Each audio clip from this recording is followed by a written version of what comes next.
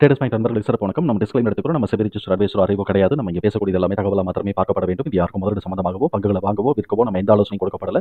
எல்லா தொழிலும் ரிஸ்க் இருக்கும். ரிஸ்க் புரிஞ்சு எச்சரிக்கையோட தொழில் செய்யும்போது எல்லாமே நல்லா இருக்கும். நம்ம அதற்கு அனைத்து நல்ல உள்ளங்களுக்கும் நன்றி. வளமுடன் வாழ்க. வணக்கம் நண்பர்களே, நம்ம ஆனுவலைஸ்டு அனாலிசிஸ் பார்த்துட்டு வரோம். அந்த வரிசையில் இப்போ நம்ம பார்க்கக்கூடியது ரெட்டிங்டன் 2025க்கு என்ன வாய்ப்பு இருக்குங்கிறதுக்கான ஒரு தேடுதல் முயற்சி. ட்ரெண்ட்லைனை பொறுத்த வரைக்கும் மிட் ரேஞ்ச் பெர்ஃபார்மருங்கிற கிளாசிஃபிகேஷன்ஸில் வராங்க. மீடியம் ஃபினான்ஷியல் ஸ்ட்ரென்த், அஃபோர்டபிலிட்டி இன் வேல்யூஷன், டெக்னிக்கலாக மூமெண்டம் நியூட்ரல் இருக்குது. அனாலிசிஸ்ட் ப்ரைஸ் டார்கெட்டாக 233 டார்கெட் அப்சைட் பண்ணியிருக்கிறாங்க. நம்ம இந்த வீடியோ ரெக்கார்ட் பண்ணக்கூடிய தருணத்தில் 225ங்கிற லெவலில் ட்ரேட் க்ளோஸ் ஆயிருக்கு.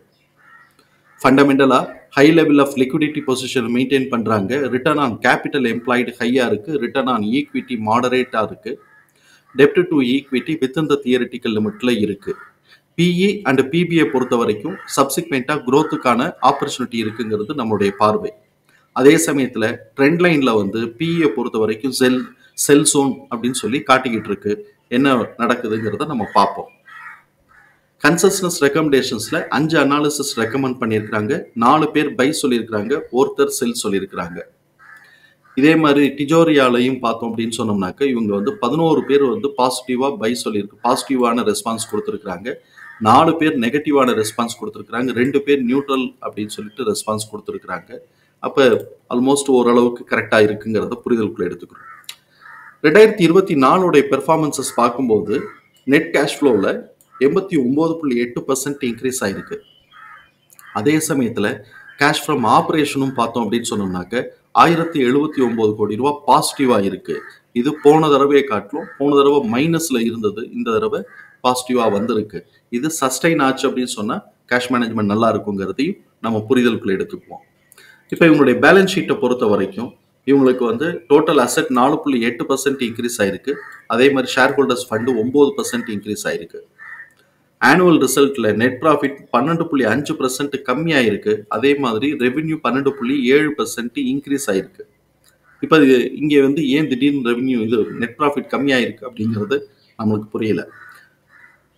இபிஎஸ் பார்த்தோம் அப்படின்னு சொன்னால் 15.6 அப்படின்னு சொல்லிட்டு போன தடவையை காட்டிலும் கிட்டத்தட்ட ஒரு ₹1.80, ₹2 கிட்டக்க கம்மியாயிருக்கு. இப்போ இவன் என்ன பண்ணுறான், அடுத்து 17.8 தான் இப்போ இருக்கிறதுலே ஹை வச்சிருக்கிறான். இப்போ குறைஞ்சிருக்கிறான், திருப்பி மேலே ஏறினா அப்படின்னு சொன்னோம்னாக்க ஒரு இன்க்ரிமெண்டல் ட்ரெண்டுன்னு இருக்கும்.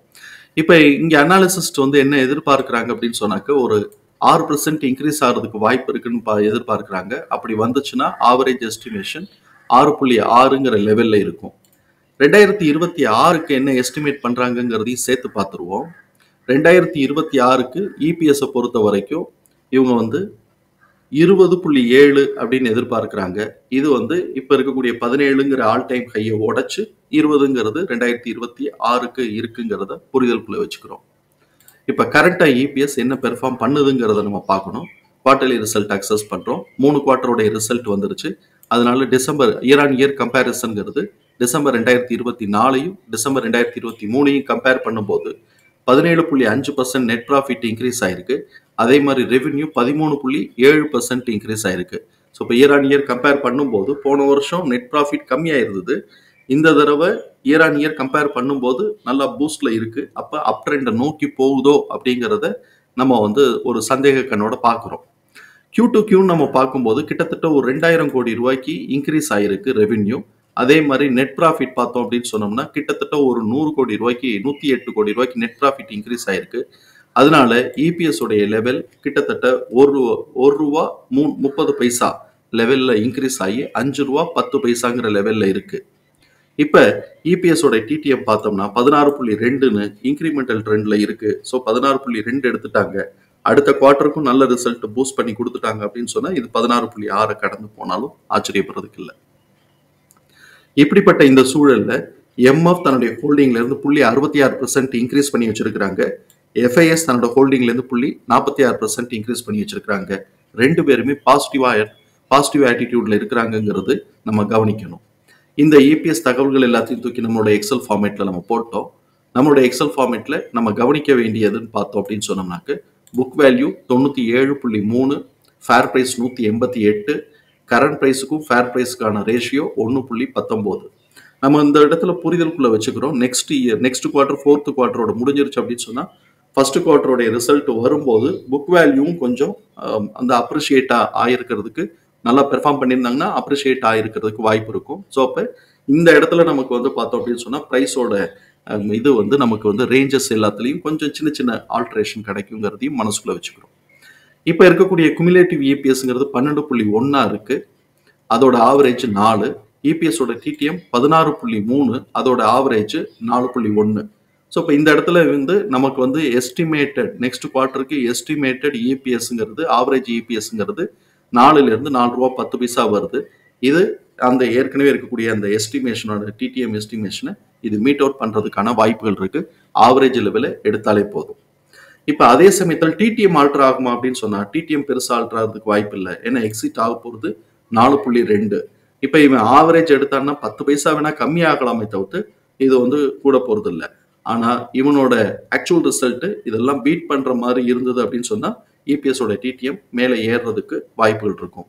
இப்ப இந்த இந்த ஆவரேஜ் ஃபிகரையே நம்ம வந்து ஒரு சப்சிக்வெண்ட் ஒரு 4 குவார்ட்டருக்கு இழுத்து விட்டோம் அப்படின்னு சொன்னோம்னாக்க இது வந்து என்ன ஆகும்னா 17.5ங்கிற லெவல்ல ஹைட் வருது. ஆக்சுவல் ரிசல்ட் கூட வந்துச்சுன்னா இந்த ஹைட் கொஞ்சம் முன்னாடியே வந்துட்டு அதுக்கப்புறமா எப்படி இன்க்ரீஸ் ஆகுதுங்கிற பெர்ஃபார்மன்ஸை பார்த்துட்டு வர்றதுக்கு வாய்ப்பு இருக்கும். ஸோ இப்போ இந்த மாதிரியான சூழல்ல நம்மளுக்கு ப்ரைஸ் ரேஞ்சஸ்லாம் என்ன இருக்கு அப்படி வாய்ப்பு இருக்குங்கிறத நம்ம பார்ப்போம்.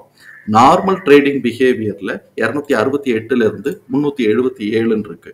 இந்த 377 உடைச்சிருச்சுன்னா எக்ஸ்போனன்ஷியலுக்குள்ள போகும். 377ஓடய ரெஸ்ட்ரிக்ட் ஆயிட்டு கீழே இறங்குச்சு அப்படின்னு சொன்னா நார்மல் பிஹேவியர்லேயே இருக்கும்.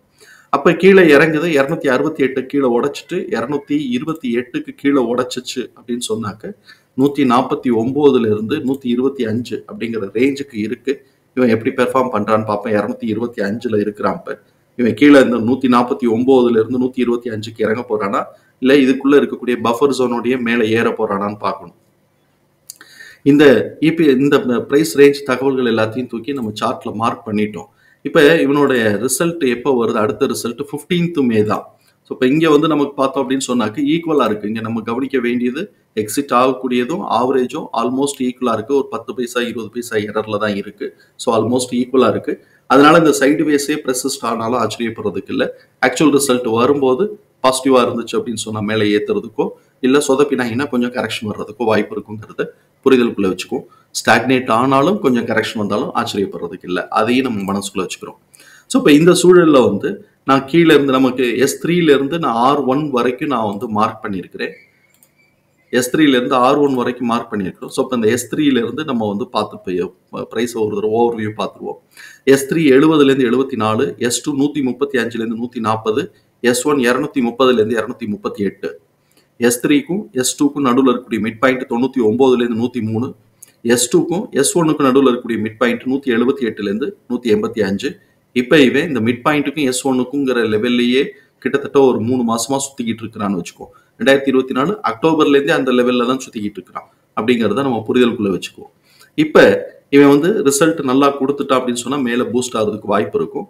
அப்படி பூஸ்ட் ஆகுது அப்படின்னு சொன்னாக்க பிரேக் பாயிண்டோடைய ஜோன், பிபி சப்போர்ட் நான் 3ஆ பிரிச்சிருக்கிறேன். BP break point support, break point resistance 3ஆ பிரிச்சிருக்கிறேன். அப்போ அந்த ஜோனோட lower value break point support வேல்யூங்கிறது 291லேருந்து 300. பிரேக் பாயிண்டோடைய இது வந்து பிரைஸ் வந்து பார்த்தோம்னா 362லேருந்து 372. பிரேக் பாயிண்டோடைய ரெசிஸ்டன்ஸ் பிரைஸ் 444லேருந்து 456. அதை உடச்சு போச்சு அப்படின்னு சொன்னா நல்லா இழுத்து கொண்டு போச்சு அப்படின்னு சொன்னா R1 537லேருந்து 550க்கான வாய்ப்புகள் இருக்குங்கிறது நம்மளுடைய பார்வை. இப்போ இவன் வந்து இதுக்குள்ளே அடுத்த ரிசல்ட் ஆக்சுவல் ரிசல்ட் வர்ற வரைக்கும் இதுக்குள்ளே சுத்திட்டு இருக்கிறதுக்கான வாய்ப்பு இருக்கோ அப்படிங்கிறது நம்மளுடைய ஃபீல். தகவல் பயனுள்ளதா இருக்கும் நம்புறேன். தகவல் பயனுள்ளதா இருந்ததுன்னா சங்கருக்கு ரொம்ப சந்தோஷம். நம்மளை ஆதரிக்கிற அனைத்து நல்ல உள்ளங்களுக்கும் நன்றி. வளமுடன் வாழ்க. நன்றி நண்பர்களே.